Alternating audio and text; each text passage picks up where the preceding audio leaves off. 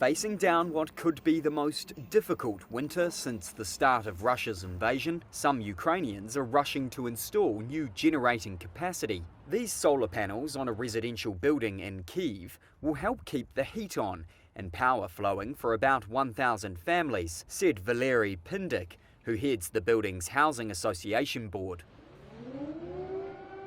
Russia has intensified its attacks on Ukraine's energy infrastructure, with at least 11 major missile and drone strikes since March. About half of Ukraine's generating capacity was knocked out and distribution networks were also damaged. Estimates from the Kyiv School of Economics puts physical damage and financial losses at more than $56 billion. Analysts say coping strategies include more electricity imports from Ukraine's western neighbours and purchases of generators and alternative energy sources like solar panels and batteries. In Kyiv, daily blackouts of 8 hours are common and people plan their days around power availability.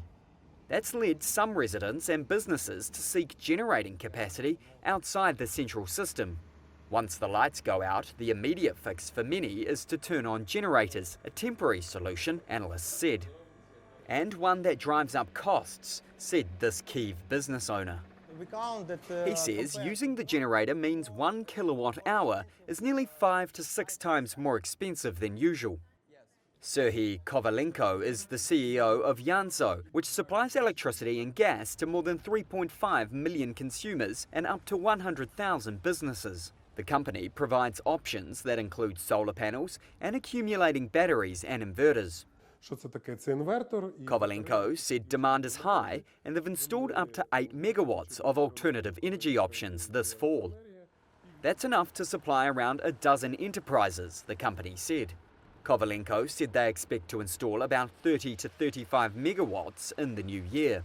Official data shows that about 1.5 gigawatts of new solar capacity has been installed, but given Ukraine's needs and the scale of wartime damage, such changes are only the beginning. Dozens of financial programs supported by Kyiv's Western allies have been launched to shift Ukraine's energy mix to a cleaner and more sustainable model.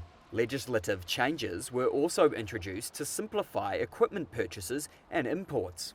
Pindyk said the cost of the solar panels on his building was about $23,000, with the government and Kyiv municipality helping offset about 2/3. Pindyk says they plan to install more panels on other buildings next year.